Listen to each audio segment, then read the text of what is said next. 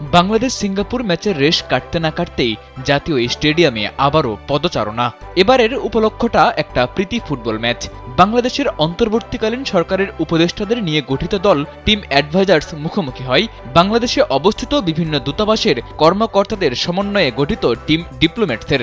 যেই ম্যাচে ক্রীড়া উপদেষ্টা আসিফ মাহমুদ, আইন উপদেষ্টা আসিফ নজরুল সহ উপস্থিত ছিলেন বাফুফে সভাপতি তাবিথ আওয়াল। প্রীতি ম্যাচ হলেও নিজেদের সর্বোচ্চটা দিয়েই খেলেছে উপদেষ্টাদের দল। ম্যাচের ফলটাও এসেছে তাদেরই পক্ষে।